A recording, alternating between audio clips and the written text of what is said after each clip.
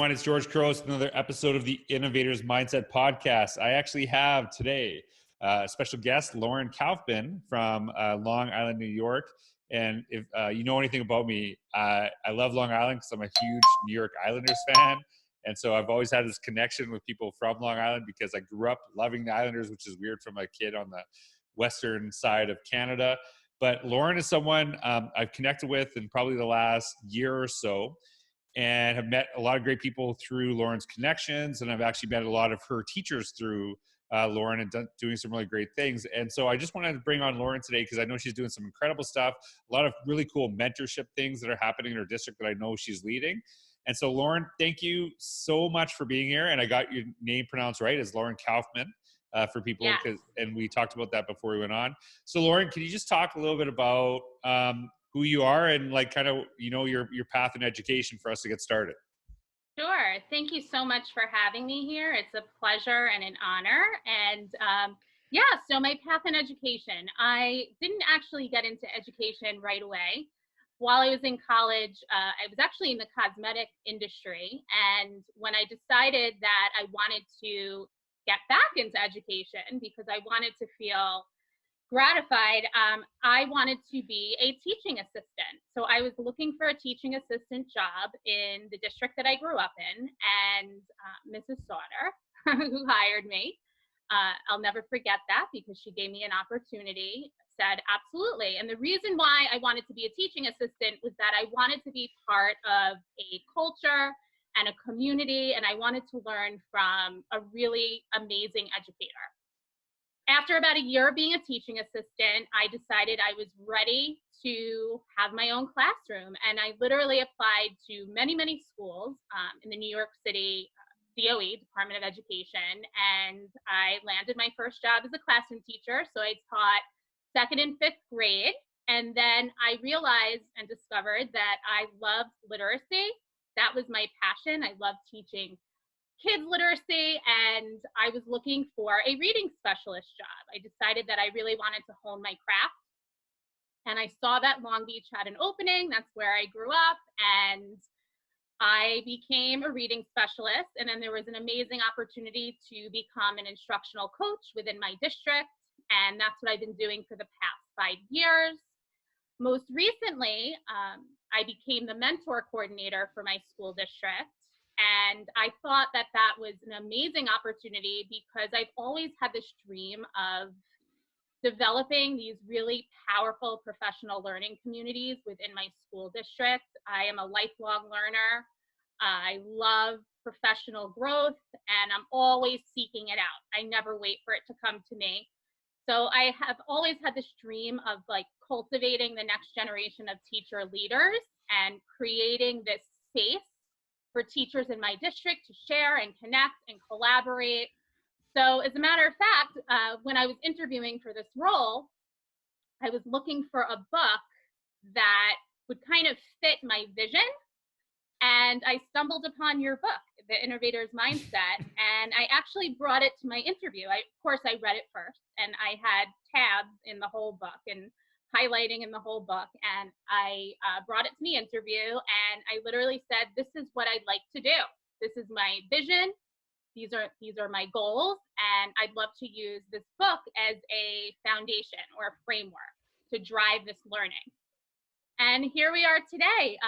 The mentor program is something I absolutely adore. I love working with the new teachers and their mentors, and the amazing part about this program is we become so close and connected, all of these educators, and we lift each other up, we elevate each other, and you've been such a huge part, by the way. You've been so kind from day one, always willing to make a video for me or share insights so that I can help make impact on these teachers, and I am just so grateful, and so are they. Yeah, and this is like one of the reasons we connected is because you had shared this with me, and like I've been able to pop in and just see the incredible educators in your district, and seeing, you know, I think newer teachers, but also very experienced teachers because they're like kind of paired up. Is that correct, Lauren? Like when they go through that. And so I'm going to talk about. I want to ask you more about that connection, because I think for me, one of the things why I really appreciated that is because it's not your typical first days of school book, right? Like I think probably everyone that's in education read, the first days of school, and but like part of it is I want people to think different about their experience versus the experience we can create for our kids. But before we actually started recording, because I like to talk to my guests, just for like probably about a half hour to an hour before we even record, just to kind of get to know and hear a little bit about their story and try to weave it in. You told a really powerful story about how you got your first job and the connection. Can you share that, Lauren? Absolutely.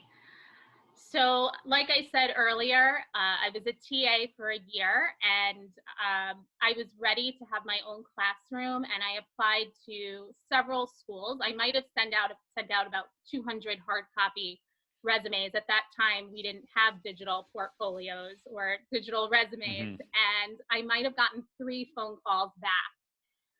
So when I walked into, I think it was my second interview, the principal was really awesome, but she was hardcore. She was giving me really, really challenging questions, and they were coming at me left and right. And of course, I only had 1 year of experience of being a TA to help answer these questions. So a lot of it was like, this is what I would do, as opposed to now it's like, this is what I'm living and this is what I'm doing. So at the end of the interview, she said to me, she says, "You know why you're here, Lauren, don't you?" And I said, "Did you like my resume?" She said, "No." She says, "I saw that you worked with my daughter in New York City when you were in cosmetics.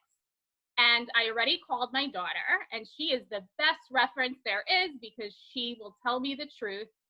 And that's the reason you're here." She says, "I see you have very little experience, but I know your work ethic based on what my daughter is saying." So she literally says to me, "Lauren," she said, "I really like you. I have 10 more or 20 more interviews to go, but when I call you at 7:00 tonight, will you accept the job?" And of course, I felt I was overwhelmed. I'm here, I'm this young new teacher, bright-eyed, and I said, "Of course, yes." And she did call me at 7:00 that night, and I took the job, and she gave me that opportunity. She was my foot in the door.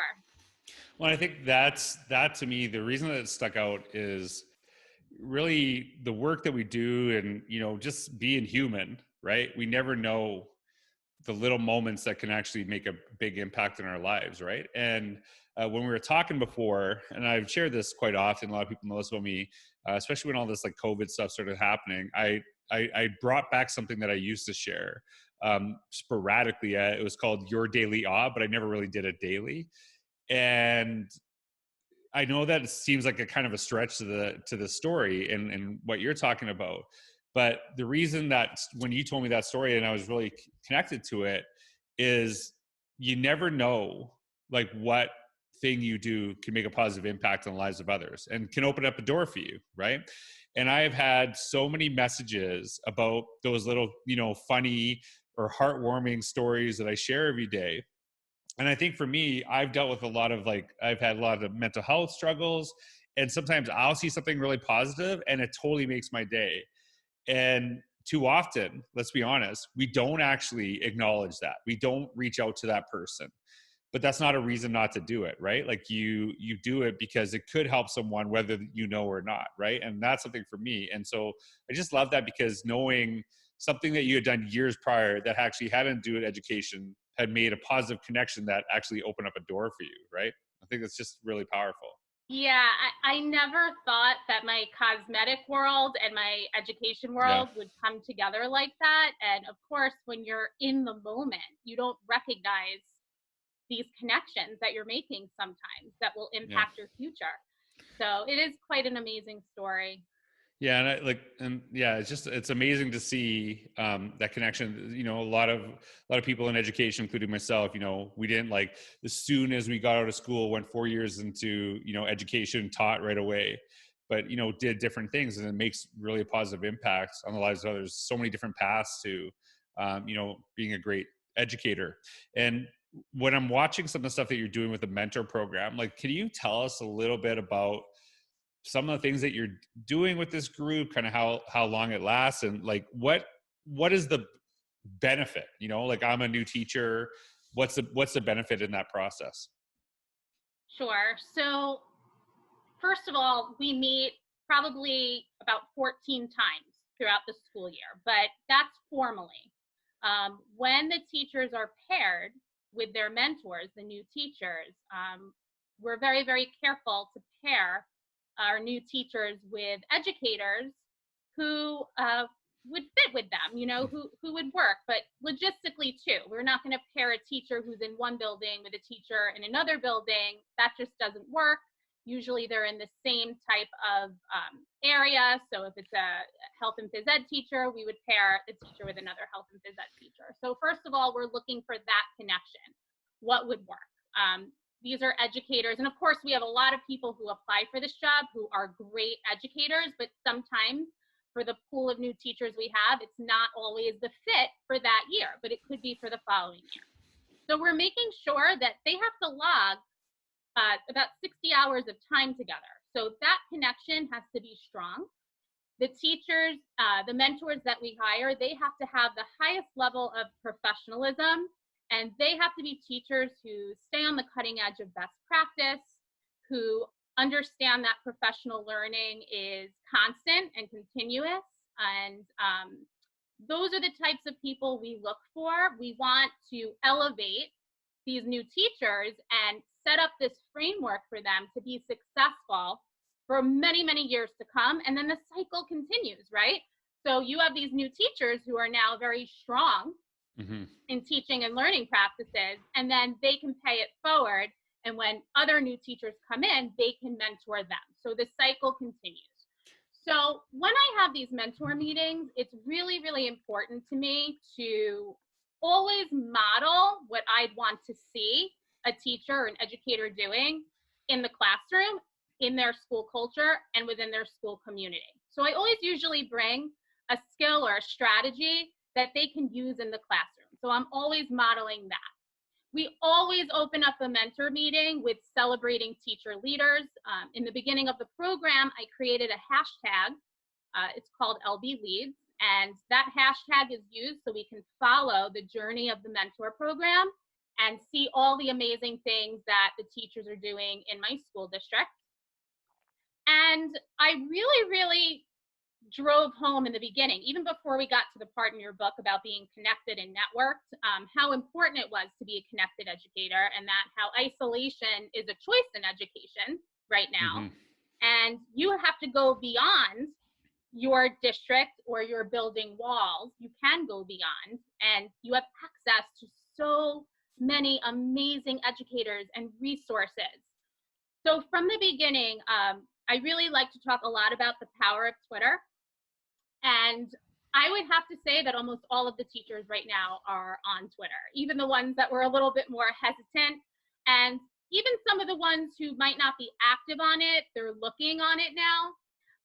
So we will do things in the moment, like we will tweet our learning from the day. I know that you've seen that, especially if we're doing a book club session. They're not all book club sessions, but I'll say, share your learning with George, and use the hashtag Innovators Mindset and LB Leads and share your learning today so that other educators can see what we're learning, and then you're spreading that to other educational communities. So that's a big foundation of this. But what I also like to do in the mentor program is I love to invite the talent that we have that exists within our school district. So I'm very, very big on distributed leadership. I know that there are certain teacher leaders or administrators who are awesome at talking about SEL or awesome about talking about equity. So I try to get in various people around my district to try to showcase the talent, but also it's a way for the new teachers and their mentors to meet other people within our school community. So those are just some of the things that we do. And then I was very, very concerned, of course, when we went into this remote learning environment about what was going to happen with these connections with the new teachers and their mentors. So right away, actually those first 2 weeks, after March 13th, I had started a Voxer group about the innovator's mindset. And we kept connected that way, and it was completely voluntary. And it just so happened that during that time, it was like we went from this COVID-19 emergency learning to all of a sudden we were like full-blown distance learning.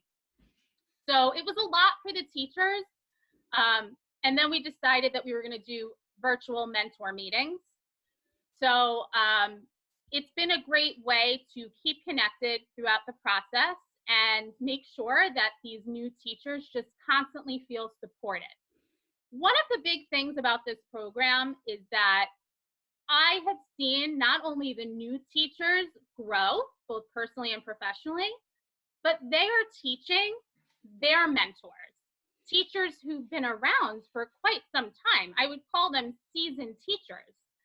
So I love that they're learning from one another and that their energy and their passion for it is just really, really spreading. And it's just been a joy to see. This program is very, very close to my heart. And when I look at these teachers and I see them on Twitter, they're now presenting at conferences and they're sharing the learning that they're doing in their classrooms. Nothing makes me happier. Yeah, and one of the things that I actually remember from the conversation that we're having was one of your mentor teachers talking about the impact that the mentees had, right? And I think that's actually really crucial to a good mentorship program, is that people realize that I actually have some wisdom and experience I could share with you that will help you, but you're also probably bringing ideas that I have never considered that could actually make me better through that process. And one of the things that you shared, and I thought was something that I really believe in, and it's actually kind of people are kind of shocked when I talk about this, because I'm someone that's brought in to districts. I'm someone that, you know, people look to get new ideas and things like that. But I'm also this huge advocate of developing the leadership within your own district, right? I think that when you count on outside people too much and you don't actually build leadership, there's a massive knowing gap. Like I always say, the idea, like, you can't be a world-class education unless you look at what the rest of the world's doing, right? Like, you have to connect this. But on the other hand, if you're only building in leadership within your own district and you don't look outside at all, then you just tend to replicate, you know, the systems and all the things that you do in your district. And so you got to kind of always play around with that balance of like, how do we bring in different perspectives? And they're not here to, you know, change everything that we do, but we just need, you know, different ideas, but also ensuring that we're developing that leadership through the process. And one of the things that I really appreciate about you, Lauren, one of the reasons I wanted to have you on, I actually challenged you because you're getting people to push their learning. And I'm like, hey, well, you got to do some stuff here too, because, you know, like a lot of people will say like, well, I'm on Twitter now. And then that's like a step they took. And then they just like, they're not changing anymore. Right. And they kind of stick there. I'm not saying that's what you're doing, but I'm like, hey, well, here's something new you try. And I actually push you to do your own portfolio, start blogging. And so that process, I know that has inspired probably some of your teachers, because I know some of them have connected with me talking about your longer form thoughts and you sharing.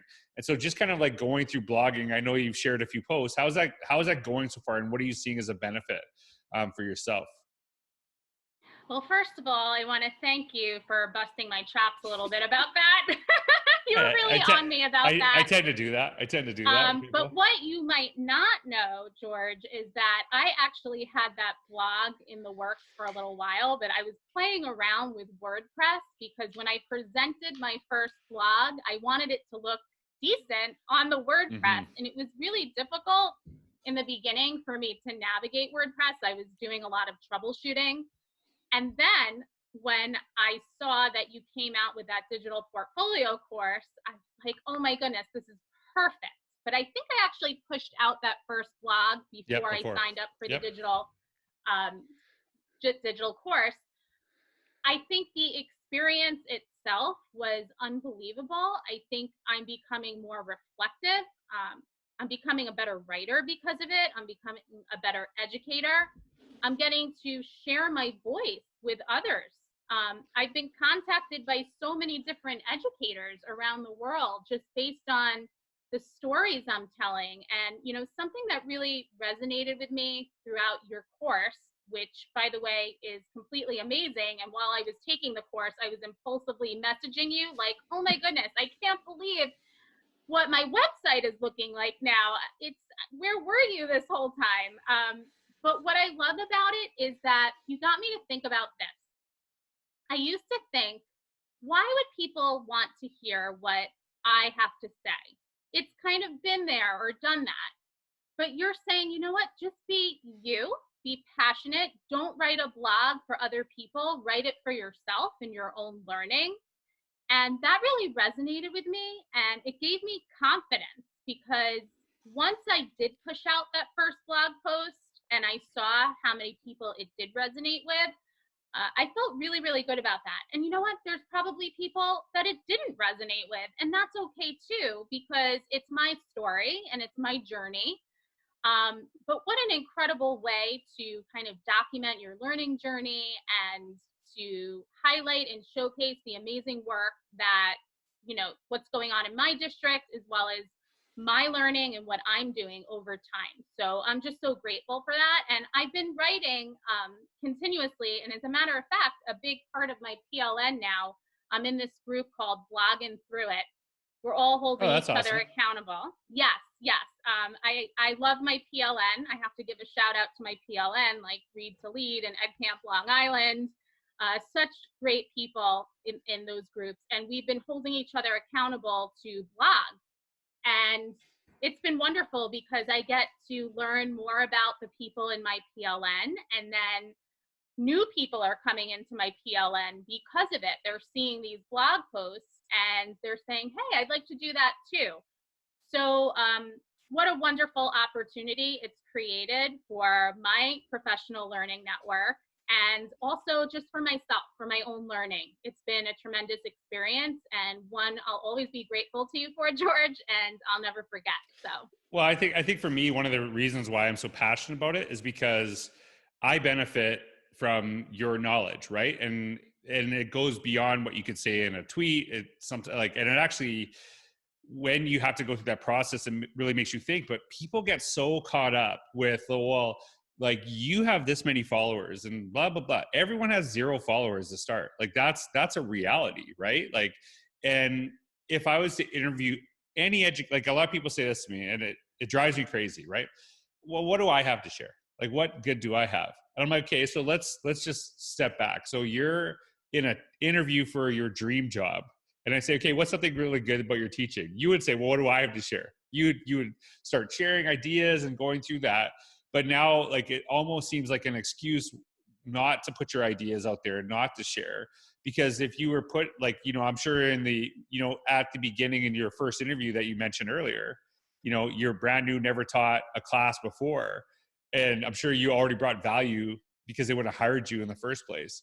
And really, that just kind of sharing your learning. And that's something for me. I've never tried to be an authority on things. I just share my learning. And anyone, if you've ever seen the Obvious to You, Amazing to Others, I don't know if you got to that video yet, Lauren. yes. It was really, it's a really powerful thing, because things that are second nature to you, you know, are totally mind blowing. And I'm sure, like, through that mentorship program, even your mentors are probably sharing that too, right? Like, they're probably doing stuff that to the new teachers is absolutely incredible. And so, like, I want to thank you for putting your stuff out there, because I know it's not only helping me, but it's helping all these other educators, you know, through the process. And while we're sharing, and to full disclosure, this is Lauren's first time ever being on a podcast, right? And I'm like, yes. and I was like, she's like, I've never been on a podcast before. I'm like, well, it's talking, but we record it. And that's like the big difference, right? Because, you know, we don't obviously have a script or anything like that, just kind of conversational. But Lauren, I've seen some really great stuff coming out of your district right now. While we're going through this time, and they're excelling. So, like, what are some of the things that you've been doing, you or your district, maybe through the mentorship program, that have really helped educators to kind of navigate what's going on right now? Well, I really, I have to commend all of the amazing educators in my district, from central office to, directors, coordinators, administration at all levels, educators, teaching assistants, all the support staff, the teacher aides, and also the cafeteria workers, the people who've been making the food for kids who need it. Because out of this whole time, we're really seeing that digital divide, those inequities come out. Mm-hmm. If there's any time this has happened, it's now. So I have to just commend everybody at every level of the organization within not only my school district, but districts all around the island and all over the country. I'm just seeing some amazing work happening. I think it's just been an all hands on deck approach. Everybody has stepped up in such amazing ways, because at the end of the day, we're all here for kids. Children are the heart of all decision making. Anytime we do anything in education, we always should put the learner at the center and at the core. And I could say that during this time, as we've made that shift, it's been really, really powerful. From my lens, which I could speak to, in more detail because I'm living it right now. My team happens to work, my instructional coaching team, really closely with our assistant superintendent for curriculum instruction.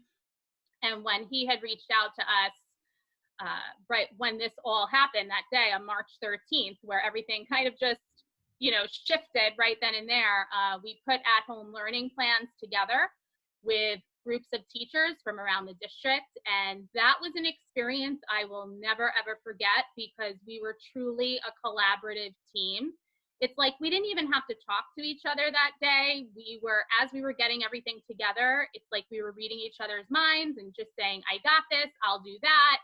And we really came together as a team in the administration building that day. And it was beautiful because it was all about kids. And I remember just hearing conversations from teachers in the room. Well, what would benefit the children? Will they learn from this? Because you can give them worksheets all day, but, I'm not a big fan of worksheets at all, but, are they learning? Mm-hmm. So every decision that was made, launching into this emergency remote learning situation was intentional and purposeful. Then as we moved into remote learning, my team and I, my instructional coach team and I, who happen to be really close, we have such an amazing relationship and such a big bond. We said, oh my goodness, we need to roll up our sleeves immediately, and we need to learn a bunch of digital platforms, and we need to learn them now so that we can help teachers help their students. So that's what we did. During the next couple of weeks into that next phase, we all picked a digital platform. We got really good at it. I know I love Google, and I studied for a week and I became Google certified in that week, nice. So I can feel more comfortable helping those teachers. I wanted to kind of be ahead of the curve. So that's what we did. My team offers coaches office hours every week with a different focus. One of the coaches that I work with actually attended a Teachers College Institute on remote learning. She turnkeyed to us. We've used a lot of that information in our sessions. So, and we also feature teachers in those coaches hour sessions because they're on the front lines. They're the ones seeing what works, what doesn't work. And it's important to highlight and elevate those teachers who are doing the work and who can share best practice. And like I said earlier, if teachers have requests and they want to learn a little bit more about a specific area, whether it's reading or writing workshops or passion projects, we know who to reach to, or we'll put it out there to the teachers who would like to share their practices. We have them come, we have them share, and we're better together. And out of this whole experience, I would say what's the most fascinating to me is that we have teachers collaborating from building to building.